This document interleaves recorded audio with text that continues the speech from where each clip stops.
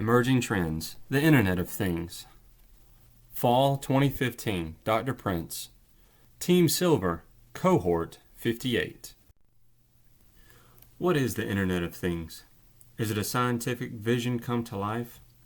Is it the notion that we should be able to connect to all of our devices no matter where we are in the world? In its simplest form, the Internet of Things means connecting any device to the Internet from any point in the world. During this presentation, we will examine what really will happen when all of our devices, our homes, and our cities become smart. We will examine how the mobile Internet of Things is giving us access never thought of before. How our context-aware computing is now making it possible for business solutions to move farther than they ever have. We will examine the equipment used during the Internet of Things. And we will delve into the question of privacy and security. Lastly, we will examine the commercial implications of big data and how all of these things tie together to give us a quality of life in our personal and professional lives never thought capable before.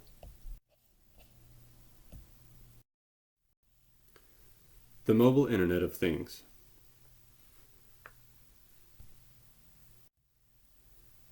Do you remember what a payphone looks like? Do you remember your first pager or flip phone? These questions may seem silly, but less than 20 years ago, all these items were in high use. Today, these systems seem old and antiquated, but in 1995, they were cutting-edge technology and helping give birth to the mobile social lifestyle we live today. In 1995, we were more connected than we had ever been before, and there was no going back. Over the last 20 years, we have lived through a technology renaissance as our best and brightest challenge to keep us up with our ever-evolving world of advancement. It is estimated that about 130 new things connect to the Internet every second. These devices are a blend of the traditional computer and smartphone to the new connected home and car. Many see these new mobility as the next step in becoming more connected with the world on both the real and virtual plane of existence. This is where the mobile Internet of Things is taking root today. To understand just how much we are connected to everything around us, let's take a look at how many things you own or use that can connect to Facebook, Instagram, Twitter, Snapchat, Tumblr, or the Internet in general. In the average home, there are 10 to 50 devices with Internet access. So let's begin with the most common, our phone. It's not your father's phone. Today's smartphone has a faster processor, more memory, and better internet connectivity than a laptop bought just 5 years ago. The smartphone of today can do anything your office computer can do while on the go, and can then wirelessly connect your computer, laptop, tablet, or TV and upload your work to share or to modify. More people check their email accounts on the phone than their home computer or tablet. Users can connect with contacts by email, instant messaging, texting, social media, and video chat rooms, all through their phone. And in a pinch, they can use their phone the old-fashioned way and dial a contact's phone number. Now, the smartphone is amazing as a standalone device, but now, with the Internet of Things in play, a smartphone becomes connected to your home, your car, your office space, your health tracker, and your social network. So let's take a look at your home connection. In the 2015 State of the Smart Home Report, Gartner suggests a typical home could contain more than 500 smart devices by 2022, ranging from light bulbs and locks to appliances and resource conservation systems, with everything controlled by your smart device. With a connected home, you can do everything from adjust the AC to turning on the lights before returning home. The question, did you turn off the stove? Or, who's at the door? Can be answered from anywhere in the world. Your new morning could look just like this. Your home heats your floors, sets the shower temperature, makes your coffee, draws your curtains back, accesses your favorite news channel, keeps you up to date, all before actually waking you up. And once you're up and ready to go, the new commute needs a facelift. According to the Global System for Mobile Communications Association's review, the GMSA claims by 2025 there will not be a single vehicle on the road that isn't connected, even though only 8% of the 1.1 billion cars on the road today have connectivity. Ford Motor Company CEO Mark Field stated at the 2015 New York International Auto Show that his company is at an inflection point in the auto industry. We're thinking of ourselves as a mobility company and an automobile company. Fields went on to suggest a shift in the last 5 years of automaker lines thinking has made the car key cog in the development of the Internet of Things. In 2010, there were over 32,000 car-related deaths on the U.S. highways. Connected cars give drivers the information they need to avoid many of these accidents. Connected cars can also improve the commute time, stress level, and alertness with which drivers in traffic are facing today. These new connected cars can help with the traffic suggestions, sending alternate routes, helping reduce driver fatigue, reduce strain, reduce stress, and reduce greenhouse emissions.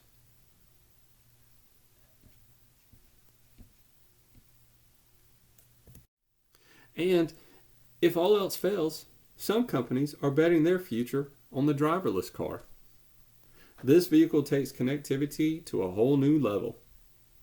Google has been testing driverless cars since 2009, driving over 500,000 miles without a crash. The car uses Google's LiDAR, light detection and ranging system, to see the environment as it drives. Right now, though, driverless cars are still concepts in the fact that U.S. law prohibits the use except for testing purposes. But, as this market blossoms, Congress will be forced to examine the real-world applications and laws needed to govern this new technology. Well, if you would rather run than drive, there are plenty of mobile solutions to connect you and your body to the internet. Nike has developed the Fuel Plus that tracks your every movement and sends all the information to the web so you and your friends can see your progress. New Balance Fitness Evolved headphones track runners and athletes' activity with built-in heart rate monitor, pedometer, and stopwatch, all connected to the web. The Jawbone Up wristband collects data and uses a mobile app to track steps, pace, distance, calories burned, and intensity level. The Up will also track your hours of sleep and your sleep quality. All of these devices and many more just like them upload your activity information to the internet so you can analyze the data and make better health decisions based on the outcomes you want for your overall health. Once linked, you can get suggestions on everything from workout routines to grocery lists to the best restaurants and menu items for a night out on the town. All these devices aim to streamline all data entry points for a better life experience by putting useful data right at the user's fingertips. The mobile Internet of Things is the next evolution in how we interact with each other, our surroundings, our devices, and how our devices interact with their surroundings, the environment, and help improve our quality of life. As American businessman Jack Clark famously said, the internet is not just one thing, it's a collection of things. A collection of numerous communication networks that all speak the same digital language. We have moved very rapidly from a physically social society to a virtual social society. The mobile Internet of Things tries to balance these two existences and give the user the best of everything, no matter where in the world you are.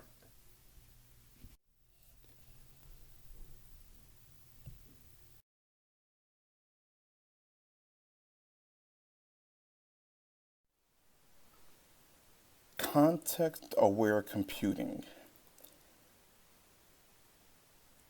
A key component of the Internet of Things is the concept and application of context-aware computing.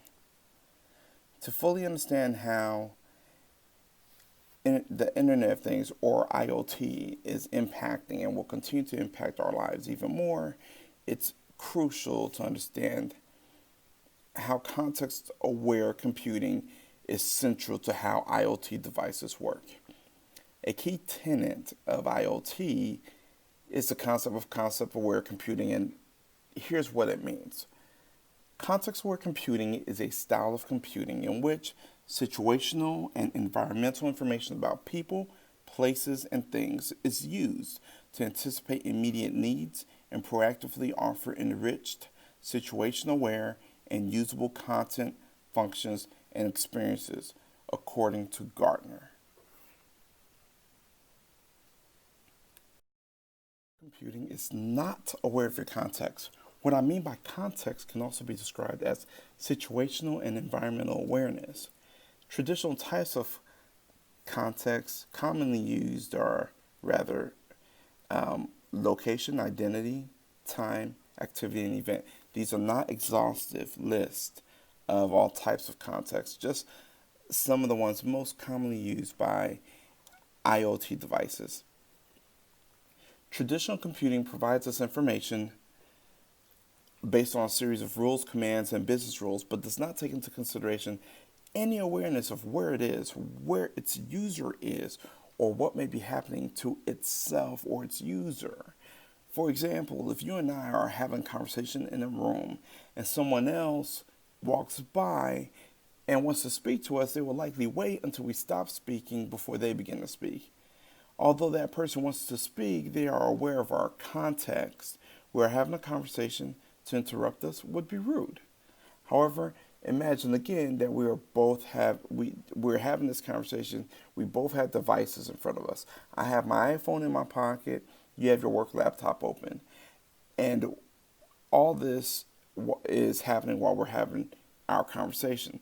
Someone calls me and my phone rings, although you and I are engrossing conversation.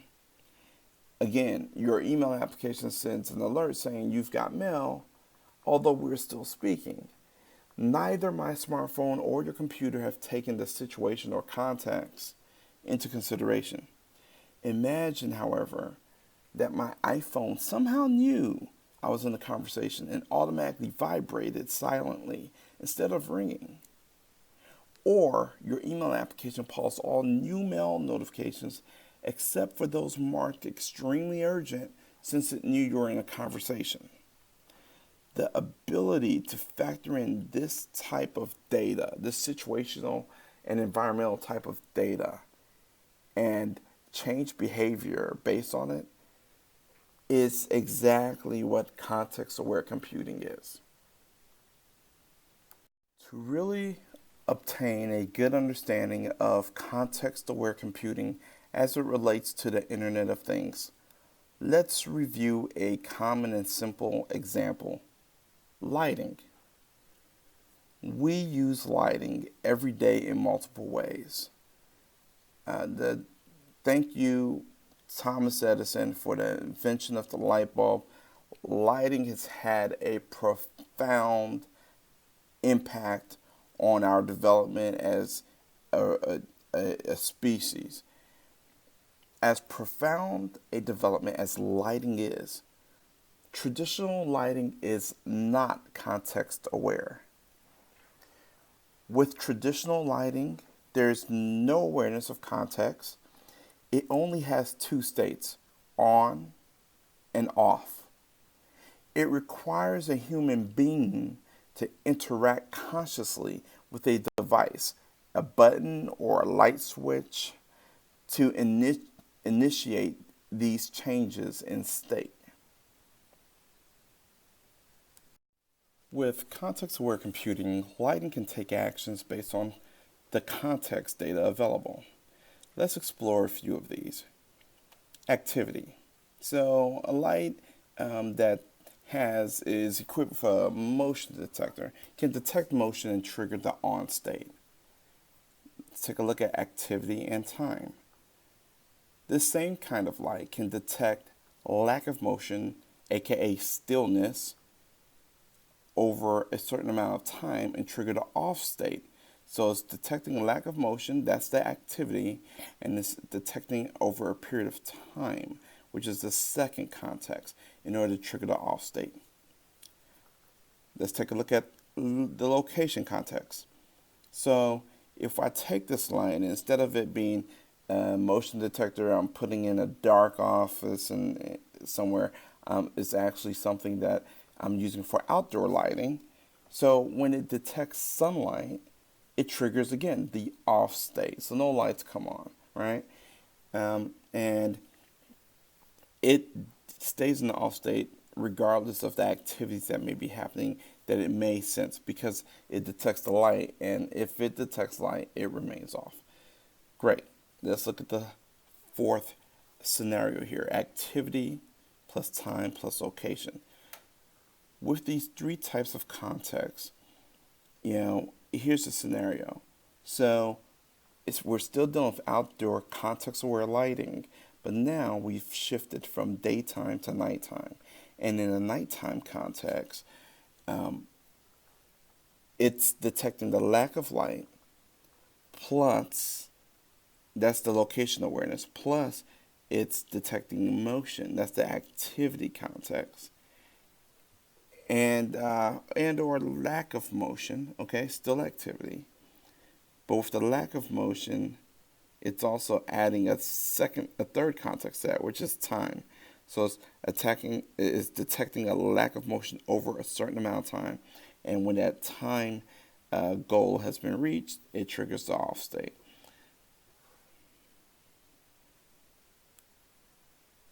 Context awareness further by taking a brief look at mobile navigation applications.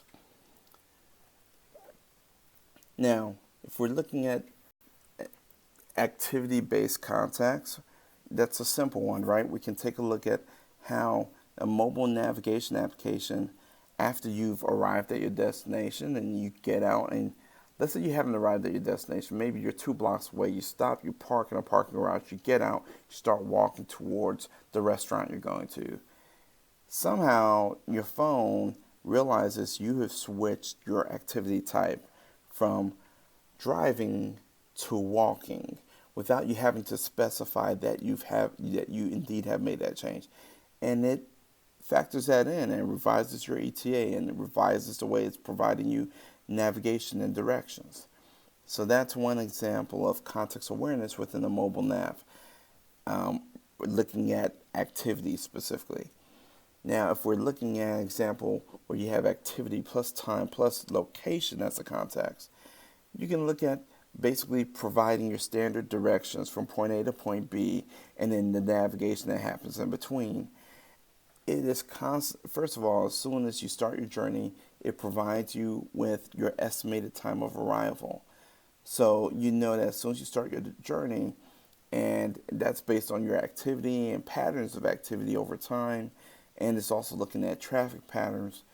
But then you go ahead and factor in the fact that the location that it's calculating and basing this information on is a relative location, because as you're making progress against that route plan, it's actually revising your ETA.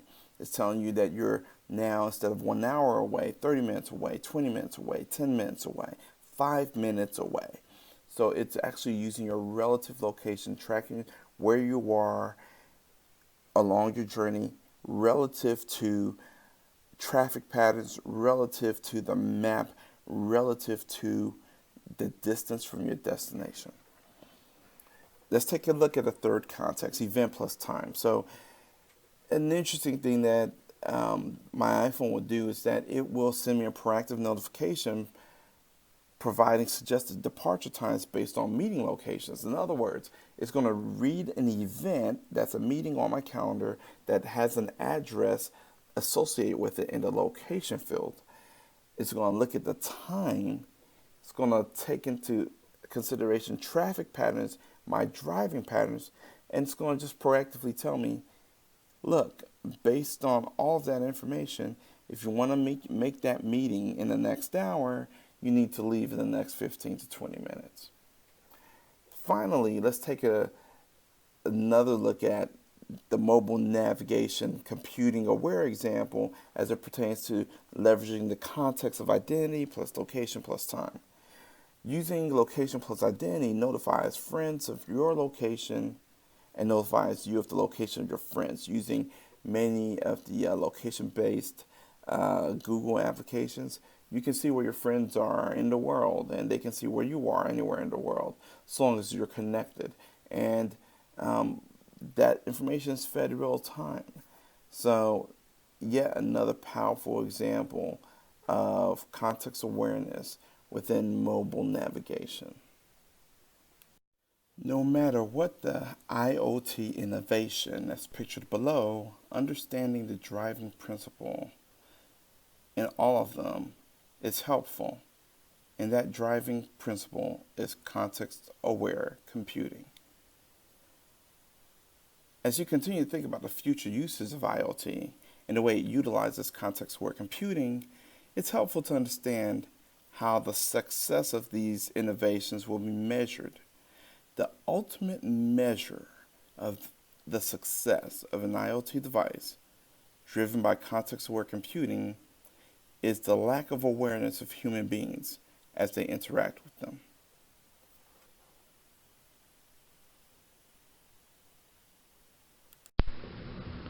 Equipment in the past has had to be manually operated by humans. However, connected equipment has become a recent push in the Internet of Things. Medical equipment is beginning to become more connected, though faces certain challenges that will be addressed later. Industrial equipment is also becoming more connected, with the mining industry being one of the fastest growing connected industries. Even common household equipment is becoming more connected. Hospital error is the sixth leading cause of preventable death. Connected hospitals could help to reduce these deaths with real-time, accurate computing that does not have to rely on humans and the risk of human error. Some connected equipment that already exists are robots used to help perform delicate surgeries, or new imaging systems that allow MRI and CT scans to handle the massive data flows. Two major challenges facing the connected healthcare industry are the life cycle cost and the trust factor. New medical equipment such as imaging systems are introduced by the thousands every year, yet a new design happens every 10 to 15 years. Going to a totally connected system makes manufacturers very cautious in the introduction of these systems because failure could be extremely costly. The second challenge is the issue of trust. An industry will not adopt technology it does not trust. Human interaction is needed for tasks such as billing, orders, scheduling, and etc. in a hospital setting. The mining industry is among the fastest growing industries becoming connected due to the harsh work environment mining takes place in. Caterpillar, which is a major player in the mining industry, spent $2.14 billion in 2013 on product-oriented research and development alone. Technology consultant Gardner Incorporated expects the number of connected products in the mining industry to rise from 24 million in 2014 to 90 million by 2020.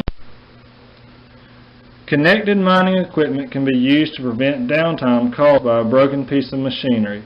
Today, mining equipment has many sensors that are able to monitor a variety of components. These components range from fluid temperatures, fluid levels, to engine speed, to gear position, and even brake pressure. That keeps the equipment running properly. For instance, if the oil temperature of a dump truck is higher than it's supposed to be, a sensor relays a message to a monitoring system which will allow for action to be taking place before costly damage occurs. The equipment used in the worst of the worst environments can now be operated from a safe distance. There is no risk to the human operating the equipment as there has been in the past. There is also no downtime traveling to and from the machinery located in the depths of sight. This allows for the most efficient mining to take place. The Internet of Things for household equipment includes smart platforms, which in turn produces smart houses. The 1999 movie Smart House seemed far-fetched when released, but today is more of a reality. Android, Apple, and Windows have all started creating platforms that allow you to control equipment in your house with a smartphone or tablet. Using your cell phone, you can now turn lights on and off, activate or deactivate your security system, change the channels on your television, or even control the temperature of your house. All Seen Alliance is not focused only on the Internet of Things, but strives for the Internet of Everything. They are trying to advance the adaptation and innovation of this new emerging technology into homes and industries. Some members of All Seen Alliance include Cisco, D-Link, Haier, LG Electronics, Qualcomm, Panasonic, and Sharp. All Seen Alliance's goal is to produce the smart house that reacts to humans instead of humans controlling the house through the Internet. Such examples include the garage door automatically sensing your car within the range and so it opens without you having to do a thing. Having your home stereo system automatically connect to your phone or tablet when in the room. Another example would be using sensors to detect when nobody is home and acting accordingly to reduce energy use. This could mean turning the lights off, television off, or even the AC off. All Seen Alliance is working to produce a smart house that reacts to humans instead of humans controlling the house through the Internet. Such examples include the garage door automatically sensing your car within range so that it opens without you having to do a thing. Another example would be having the home stereo system automatically connect to your phone or tablet when in the room with the system. The last example would be using sensors to detect when nobody is home and acting accordingly to reduce energy use. This could be turning the lights off, television off, or even the AC off. Our right to privacy is challenged by the Internet of Things. Basic functions of government are to protect its citizens' human rights. The Fourth Amendment protects our right to privacy, however, there are exceptions. Privacy in the workplace is somewhat limited because you are an employee of the organization and the organization has a right to protect its assets as well. On April 30th, 2015, Senator Patrick Leahy from Vermont introduced a bill called the Consumer Privacy Protection Act of 2015. This bill is intended to ensure the privacy and security of sensitive personal information, to prevent and mitigate identity theft, to provide notice of security breaches involving sensitive personal information, and to enhance law enforcement assistance and other protections against security breaches, fraudulent access, and misuse of personal information. As of July 8, 2015, the bill is currently at the House Committee on Energy and Commerce. The Internet of Things provides criminals greater access points to get at your data without ever leaving their homes. Our ever-evolving technology has opened the door to alternate forms of criminal behavior. Identity thieves, hackers, spammers, and scammers are everywhere waiting to take advantage of your gullibility on the Internet and your inexperience in properly securing the devices which transmit data on your networks. In its annual report ending 2014, the FBI's Internet Crime Complaint Center revealed the growing impact social media has had on internet crime and the emergence of virtual currency transactions. Additionally, the business email compromise scam emerged as being linked to a myriad of fraud schemes. Protecting any data starts by assessing your security options and making reasonable choices based on the sensitivity of your data. Here are a few Internet privacy laws that you need to be aware of. In the advent of the Internet of Things, this act updated the standard for how the government can access digital information on its citizens. The ECPA allows the government to obtain access to digital communications, including email, Facebook messages, information sitting in your cloud provider's databases, and a variety of other files, with only a subpoena and not a warrant once these items are 180 days old. After 180 days, the communication is considered abandoned under the law and would only require a subpoena. The CISPA is a proposed law that would allow ISPs, technology companies, and others to share your internet traffic information with the government. The information would then be given to the National Security Agency, the NSA, for analysis. The CFF makes it a crime to access and share protected information on a computer, cell phone, tablet, or any device which can transmit electronic data. The Internet of Things describes a system where items in the physical world and sensors within or attached to these items are connected to the Internet via wireless and wired Internet connections. These sensors can use various types of local area connections such as RFID, NFC, Wi-Fi, Bluetooth, and Zigbee. Sensors can also have wide area connectivity such as GSM, GPRS, 3G, and LTE. The Internet of Things connects both inanimate and living things. It uses sensors for data collection and changes what types of items communicate over an IP network. Data collection is obtained by the use of sensors through an Application Protocol Interface, or API. An API is a set of routines, protocols, and tools for building software applications. APIs assist our devices on the Internet of Things, share data, and communicate with other devices and services. Common examples include Microsoft Windows API, Apple's Cocoa and Carbon API, Facebook API, Google API, etc. APIs share information by revealing a limited amount of data to the outside world. For example, APIs make it possible to sign in to other programs using your Facebook ID. APIs are important because they dictate how programs can utilize services on the Internet of Things. When you see an icon such as Facebook or Twitter on a page, it is a link to that service's API. According to PC World, the top 5 security threats of 2015 are: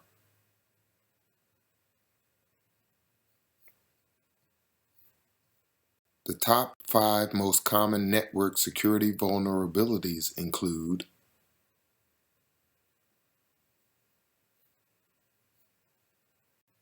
an insecure connection could give a hacker access not just to confidential information transmitted by the device, but to everything else on your network. What would happen if a hacker gained access to a heart monitor, an insulin pump, your car, or your home security system? To secure our networks in the Internet of Things, we need to adhere to security best practices. These best practices include: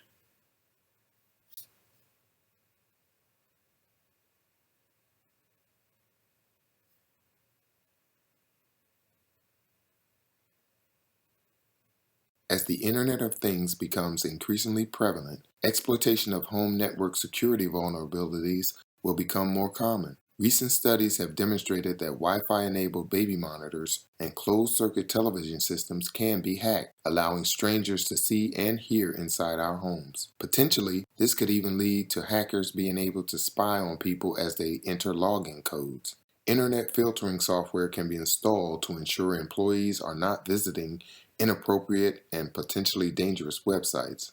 One of the easiest ways a hacker can access a company's server is through personal devices that employees have brought from home.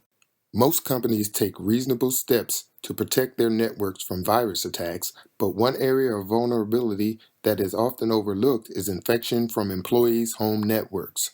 One way to mitigate mobile vulnerabilities is by the use of mobile device management software.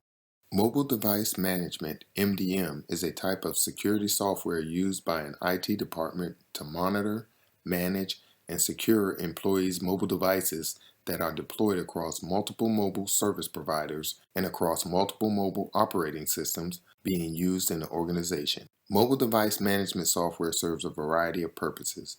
On the most basic level, it gives you an inventory of the devices on a corporate network. As technology progresses and we become more reliant on mobile devices to conduct business transactions, enterprises are providing their employees with mobile devices to manage both their personal and professional lives. Mobile device management software, or MDM, gives you control over the devices on your network.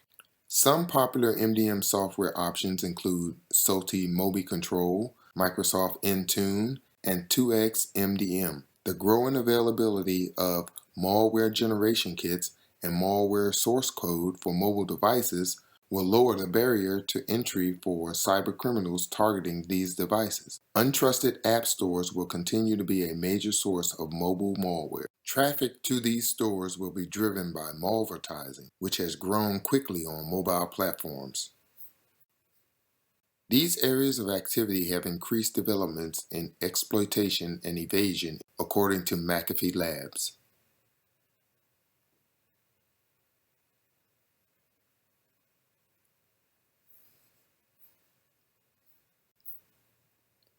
The Internet of Things has influenced nearly all areas of our lives and has displayed the wonders of technology with good and bad consequences. Devices are now connected to other devices, objects, things, and people via sensors. These sensors provide a wealth of data to assist us in staying healthy, finding our way, keeping us safe, and saving us money through efficient use of our resources. These smart devices monitor our every move with the ability to connect to our networks and update themselves. They must be properly managed to prevent the exploitation of our data. The Internet of Things is a part of our lives going forward in the new smart world. Commercial implications of big data via the Internet of Things. Our world has become increasingly smart. With the growth of internet-connected devices, companies now have the opportunity to use the data collected on these connected devices for commercial uses. With the use of this data, companies have, as coined by consumer advocacy group EPIC, relative power, which is power that allows companies to influence consumer behavior. This influence comes in the form of targeted advertising. Intel, the computer chip maker, has created a new business group simply called the Internet of Things. Because this encompasses so many of these new connected devices, it has been difficult to assess what to include in this new business arm. An important factor in this new business has been the goal of businesses having transparency about the collection and use of Internet of Things data. An example of a lack of transparency is OnStar's collection and reselling of its customer data to other companies. Although the data is aggregate and not specific to an individual customer, many question the methods and use of this data. There are significant financial implications of this collection of Internet of Things data. Companies are better able to project consumer spending trends and have the ability to allocate company funds toward these trends. There is also difficulty in projecting the realized revenue from these new lines of business, but by harvesting this data, revenue prediction can become more accurate. Companies can also benefit from this data by increasing accuracy in company budgeting and capital planning forecasts.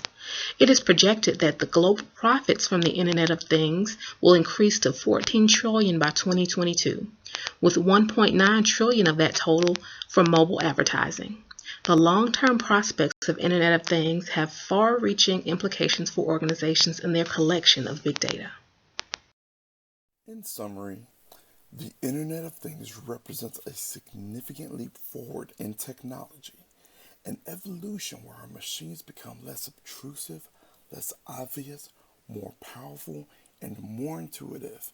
We've explored the world of wearables, where we've seen many of the outlets for mobile IoT devices.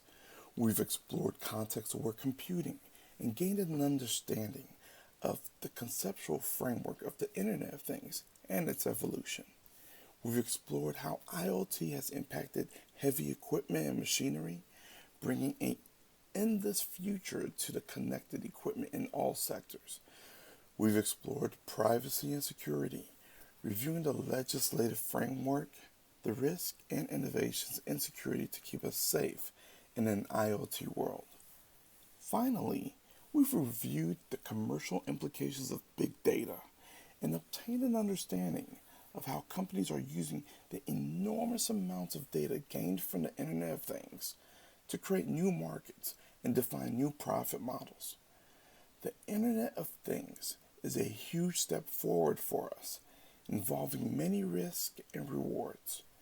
As we move further down this path, it is important that we do so willfully, as fully aware and cognizant of all the implications this technology brings us. Thank you.